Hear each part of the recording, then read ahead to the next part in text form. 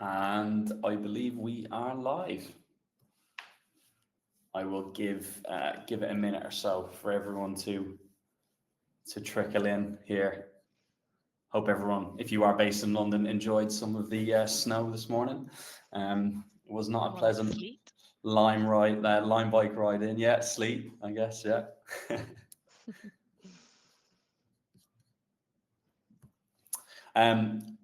Welcome everyone to Normative's November webinar. For a few of the early joiners, while we wait for people to hop on over the next few minutes. Hi, Mark. How are you doing? Bit of a quick fun question in the spirit of Christmas. Can anyone guess what the tonnage of carbon on the screen represents? There is a hint, and it is to do with Santa. Does anyone have any ideas?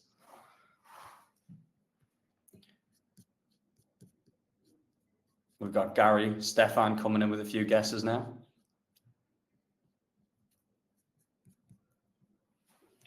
Yeah. See, did you guess? Christmas card sent. That's a good one. Good one. I will reveal the answer.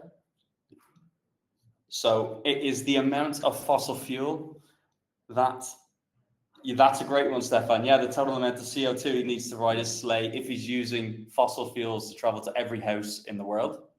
We did the calculations. Apparently, if he started being a bit more sustainable, we could get that down to 5,000 tons of CO2 instead of 74,000.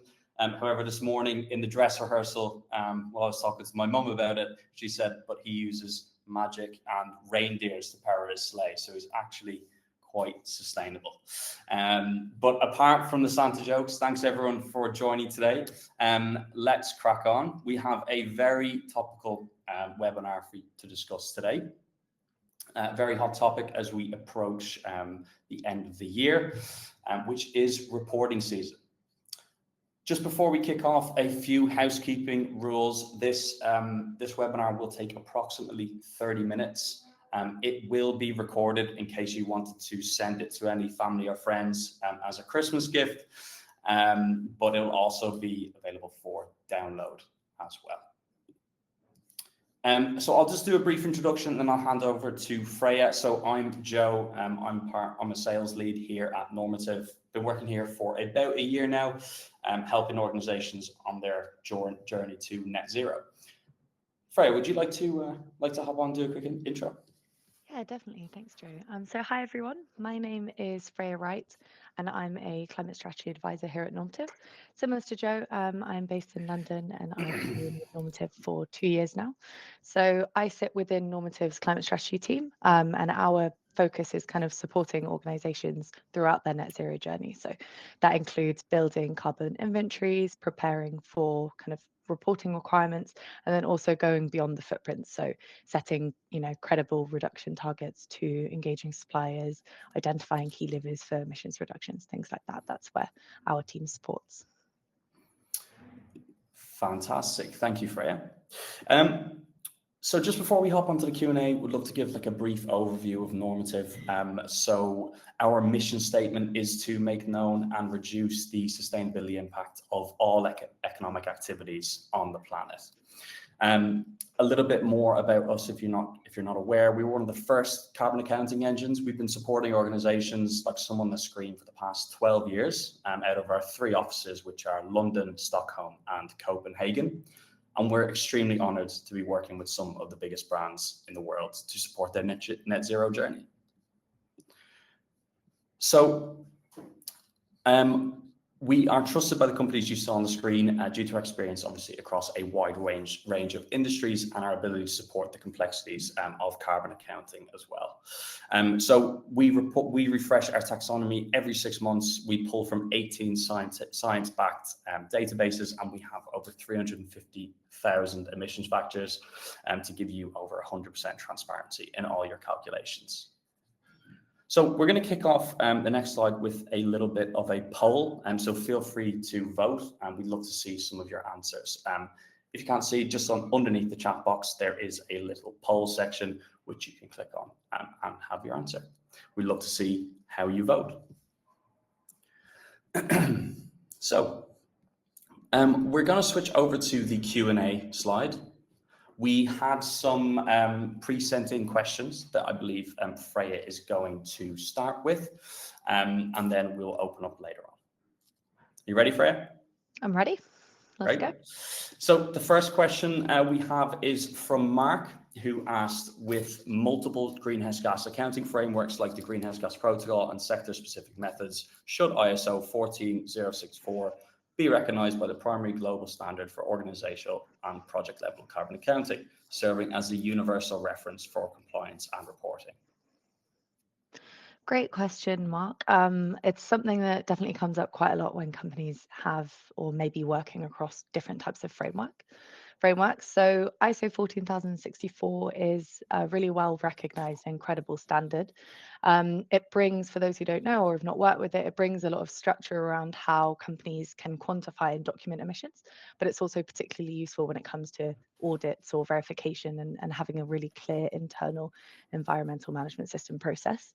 But when we talk specifically, just going back to the question around organizational corporate carbon accounting, so thinking about things like setting your boundaries and defining your scope 1, 2, and 3 emission sources, the Greenhouse Gas Protocol should really be the main point of reference and is. It's the most widely recognized guidance on how companies should approach developing a corporate carbon inventory.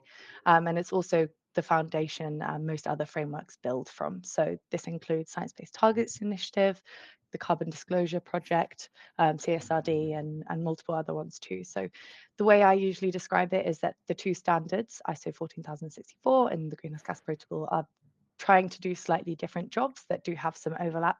So ISO 14064 is focusing more on how you run and verify your carbon accounting system, so those internal processes, governance and consistency, whereas the Greenhouse Gas Protocol almost lays that first layer of that foundational knowledge, setting out exactly what needs to be included in the footprint itself. So developing kind of those inventory boundaries, scopes, categories, and the rules that you should follow so your inventory aligns with that best practice. So they can complement each other really well, but if you're looking for that kind of global best practice corporate carbon accounting guidance, that would be the Greenhouse Gas Protocol. Perfect. Thank you for that answer, Freya. Our next question is from Reno, who asks, is there a standard questionnaire or guidance on how to... Oh, sorry about that, guys. Thank you for that answer, Freya. So the next question is from Reno, who asks, is there a standard questionnaire or guidance on how to approach suppliers and customers to ask them to disclose their scope 1 to 3 data with you? What is the best way to approach them?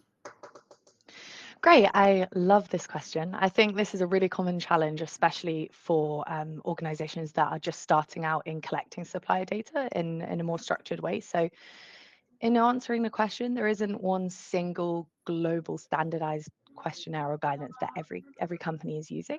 But even though the format can vary a lot, there are things that most companies should be asking suppliers for. And so those core pieces of information. In practice, those core asks usually include the supplier's scope 1, scope 2, and scope 3 emissions, like the question references, as well as some kind of activity or revenue data that lets you allocate or scale those emissions to the goods and services that you're purchasing from your suppliers. But alongside the data itself, what tends to work really well is explaining why you're asking for that data from your suppliers and keeping the relationship ongoing rather than treating it as a one-off request. A lot of your suppliers, I'm sure a lot of companies have found, are really early in their climate journey, especially if they're more, smaller suppliers, so they often can need some guidance and direction. At Normative, we've developed a supplier engagement survey that reflects these core pieces of information. So it collects the emissions data needed for the supplier specific calculations, but then it also goes a step further. So we ask whether suppliers have set or are planning to set science-based targets, what reduction initiatives they have in place or are planning to have in place. So essentially by measuring this information, it means that not only do you get the data you need for supply specific calculations, but then you're also getting a sense of supplier's maturity and ambition, which is really helpful when you're trying to build a long-term reduction strategy too. So in terms of how to approach suppliers, what we really see working best is starting with a supportive educational tone. So, as I mentioned earlier, just sharing clear guidance with them, helping them to understand kind of why that data matters, and then also kind of showing them what the incentives is for them. But then, as your wider approach develops, you can gradually build expectations into the procurement or supplier codes of conduct. But, early on, it works much better when it feels more like a collaboration rather than enforcement. Great, thank you for that answer, Freya. Actually, that segues really nicely into my next slide, which is if you are looking to begin measuring your scope 3 and engaging your supply chain, if you do scan this QR code, you can watch Normative's joint webinar with EcoVadis on engaging the supply chain. For those who don't know, we are currently partnering with EcoVadis to streamline the use of supplier-specific emissions data, which has already been captured in Normative in EcoVadis and can then be sent over to Normative. The integration covers scope 1, 2, and upstream scope 3 intensity figures, which go straight into our value chain engagement module. And yeah, will help you have more granular scope 3 reporting. So if you want to scan that QR code, they'll send you the webinar. Next question we have is from Aisha. Can you confirm how the operational control approach should be applied for MEP contractors and subcontractors? Do project purchases tend to sit in an MEP's footprint or their clients? Thanks, Joe. So just to clarify, by MEP contractors, for those who don't know these are referring to mechanical, electrical, and plumbing contractors. So teams that are kind of designing and installing those types of systems in construction projects. So I am going to break this answer down into two parts. So firstly, questions asking around how the operational control consolidation approach works in this kind of construction setting.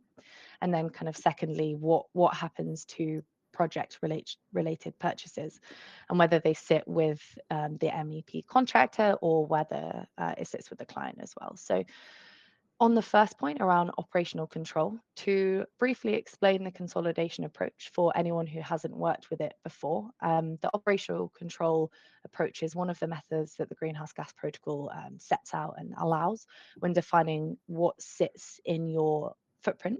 So it basically means that you report, or a company reports, 100% of the emissions from any activity where that company has the authority to direct the day-to-day operations or implement policies.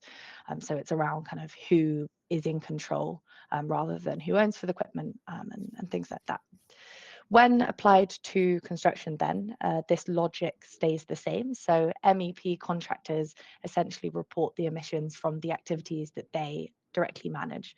So if they're running generators on a construction site, temporary power, or have a fleet that they're operating to and from that site, those emissions would sit within their scope 1 and 2. If a subcontractor brings their own equipment and operates it, those emissions would also fall into the subcontractor's scope 1 and 2 as well. But then looking at it from a value chain perspective, we also have the company who is hiring the contractor or subcontractor, and they also pick up those same activities, but within their upstream scope 3 emissions. So if a company, the client is hiring that MEP contractor, the client is reporting those emissions in their scope 3. And that overlap is intentional. It's how the Greenhouse Gas Protocol ensures companies are capturing emissions in their entire supply chain, as those MEP contractors wouldn't be causing those causing those emissions if that company hadn't hired them to in the first place. So that's where that overlap comes in. Around project purchases then, so thinking of things like materials, piping, cabling, things like that would fall into the scope 3 category 1, which is purchase goods and services.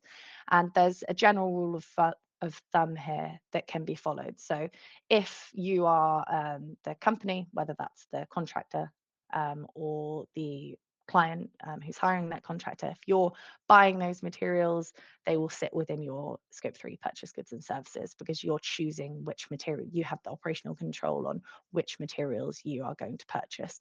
So that means if the MEP contractor buys them, that's going to sit within their scope 3.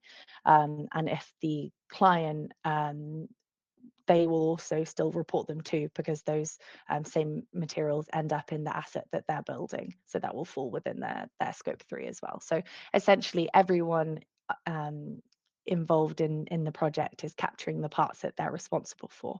So the company doing the work reports the emissions from the activities that they control, and the company hiring them reflects those same activities in their scope 3 too.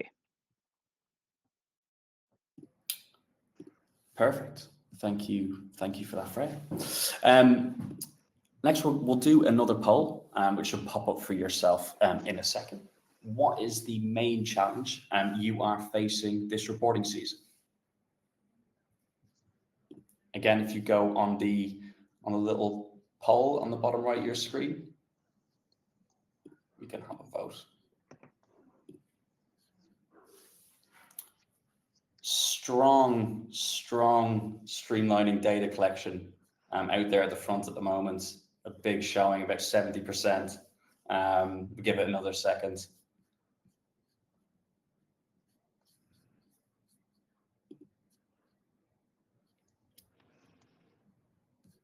Interesting. Okay.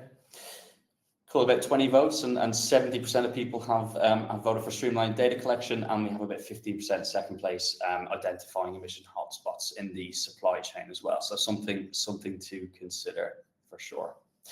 Excellent. We'll hop back over to the Q&A. I believe this is probably the last question that was pre-sent in, which was sent in by Aryan. And that is, which would be the appropriate database for acquiring carbon emissions factors? Great question. So when it comes to emissions factor databases, there isn't one single global database that works for every organization in every sector or every type of calculation. So there are a lot of data sets out there. Some are public, some are paid for, and they can vary in scope and level of detail. But what really matters is using sources, database sources that are credible, transparent in how they're built, and then also aligned with the greenhouse gas protocol. So anything where you can see the methodology clearly outlined, system boundaries and assumptions, avoiding anything that isn't traceable. Different databases are useful in different contexts. So for example, if you are looking at emissions factors for fuels, energy or electricity, things like that, government data sets tend to come in handy. So data sets like DESNs in the UK or EPA in the US is usually a really good place to start, because it reflects national fuel mixes and methodologies. But then if you're working with spend-based data, or you only have financial transactions to work with, a database like XEOBase is great because it uses economic input-output modeling, which essentially helps estimate emissions when you don't have detailed process or activity data. So, if you know how much you spend on it rather than the specific materials, that's when XEOBase really comes in handy. If you did need detailed process level or product level information, because you did have activity data for purchase goods that you're purchasing in areas like manufacturing, construction materials, chemicals, databases like EcoInvent is ideal, because this gives proper life cycle depth rather than broader averages like XEOBase.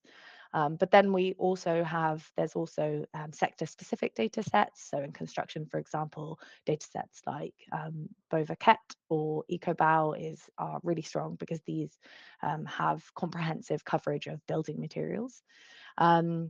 So yeah, there's not one single database that covers everything. Most organizations end up using a mix of these sources, and that's the approach that we take at Normative. So we have a carbon calculations team that essentially scope out and review what's available, and integrate the data sets that meet the scientific expectations, and also align with the greenhouse gas protocol. And that's a review, as Joe mentioned earlier, that we do every 6 months. And then everything is mapped into a unified taxonomy. So then each each activity or data input that you're uploading to the platform gets the most accurate, most appropriate emissions factor applied to it.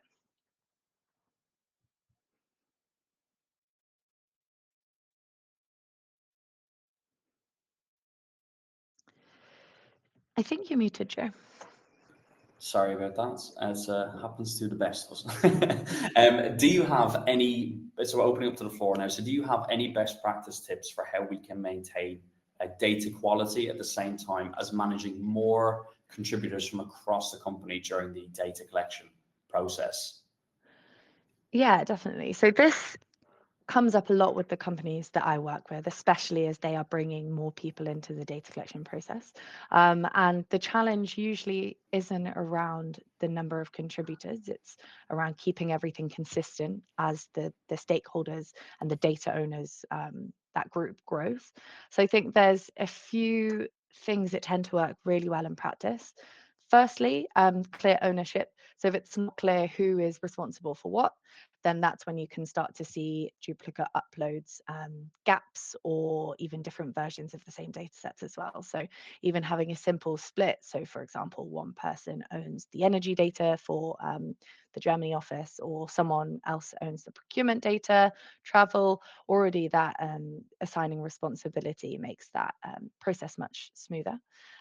If you're using a platform, a carbon accounting software platform like Normative, you can also, it's great to be able to assign tasks to individuals, which reinforces that ownership. But the important part is defining those roles internally as well. I also think the second thing that really works well in practice is making sure everyone is working in the same way. And this is a really important point. So a lot of data quality issues tend to happen because people can interpret things differently. If the guidance isn't clear, you can get different versions of the same data. And I think what makes a big difference is just making sure that your stakeholders are feeling supported and really understanding the data that they are collecting. So not just what file to upload, but why it's sitting in a specific category and what the expectations are from them. So having one set of templates, consistent instructions, and also kind of maybe an upfront briefing usually does a lot of the heavy lifting there, and making sure that everyone's aligned before anything is submitted. And then that saves a lot of cleanup work later on. I would then also say, just to wrap up those 2 points, that goes really nicely, is having a review step before you start calculating or assigning emissions to that input data. So even when contributors do have everything right, it's always worth having a look and having a quality assurance process when you have all of that data set together. And that's normally when you tend to spot things that don't quite make sense. So whether that's a big year-on-year change, or an office data missing, or outliers, things like that. So yeah, I think those are my 3 tips. Great, thank you, Freya.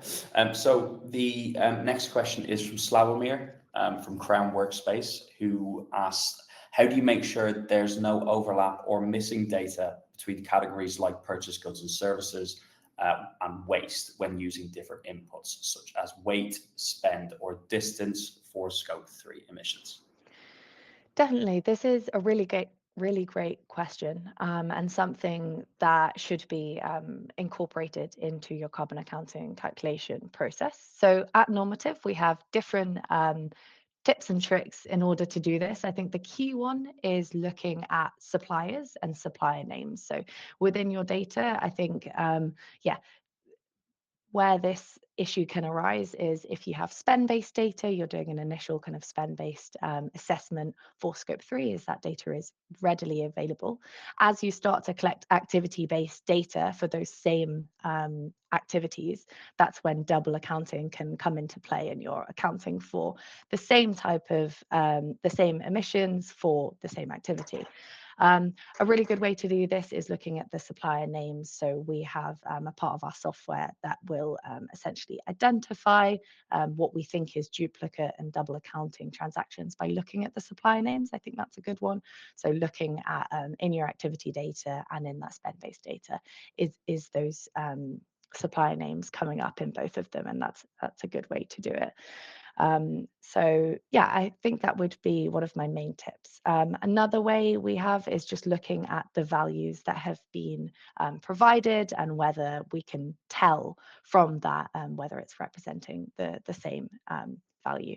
So if it is very similar, then that's when we would flag that to you and say, hey, is this a duplicate or an instance of double accounting?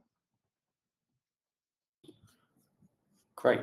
Thank you, Freya. Another question we have here is, we're still currently handling carbon reporting on spreadsheets. What's the best argument you can make to convince budget holders that we need to move to a system such as Normative, for example? Okay, so yeah, a lot of organizations start their carbon reporting in spreadsheets, and that's completely normal. The challenge comes when the reporting expands. So that's more data sources, more contributors, stakeholders, and kind of a demand for more internal visibility as well for things like audit requirements. And I think that's usually the point where we tend to see customers and companies coming for us for support because their spreadsheets are starting to reach their limit. So I think accuracy is usually the first thing that becomes a problem. So that could be something you could raise to your budget holders. Spreadsheets rely heavily on manual work, which means that they're very exposed to human error. You may have a formula that's been overwritten without anyone realizing, or an error in that formula, number pasted into the wrong cells, things like that. So each of those things may seem small, but that's exactly where those inaccuracies are coming from, especially once reporting becomes more complex or more people are involved as well. So the great thing about a carbon accounting software like Normative is that it automates a lot of that manual work and also removes the human error element by keeping the calculations, emissions factors and methodologies consistent, but also kind of centrally managed in the background as well. So I think that's the first thing, accuracy. The second thing would be time. So when teams rely on spreadsheets, a lot of the effort is going into that manual spreadsheet admin and maintenance. So chasing contributors, cleaning up that data, stitching the files all together, copying and pasting it into tabs, things like that. And especially for scope 3, where you might need emissions factors from multiple databases. Joe mentioned we have 18, for example. The work required to manually bring those emissions factors into spreadsheets and then apply it into your input data can be enormous. So you're juggling with different methodologies, units, conversion factors, and yeah, one kind of outdated tab can really throw off your calculations. So this is kind of less around analysis and more maintenance. So software can help automate a lot of that work, so you can focus on actually understanding the footprint and driving those emissions reductions rather than just trying to maintain a library of emissions factors and all of your data and conversion factors in Excel.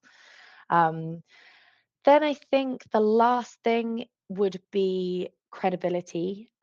So spreadsheets can track things to a certain extent, but they don't give you a proper audit trail.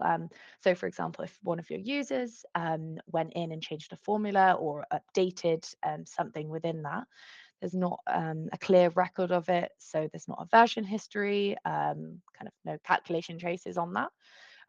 So once the numbers are, or if the numbers are going to be used externally, whether that's in an annual report, sustainability report, or in an audit, that lack of traceability can become a real issue for companies. So just software can give you that documentation and transparency to show exactly where those numbers come from. So yeah, for budget holders, I think it tends to come down to this. Spreadsheets will increase the time and the risk in the process, whereas software will help reduce both of those things and hopefully give you more confidence in the results as well. Great, thank you for that, Freya. We are running low on time, but I did see one more question in there from Nigel, and that I thought would be useful to answer. Is there really much of a difference between getting actual scope 3 figures directly from the suppliers versus using invoice spend calculation for scope 3? This is a really great question, Nigel.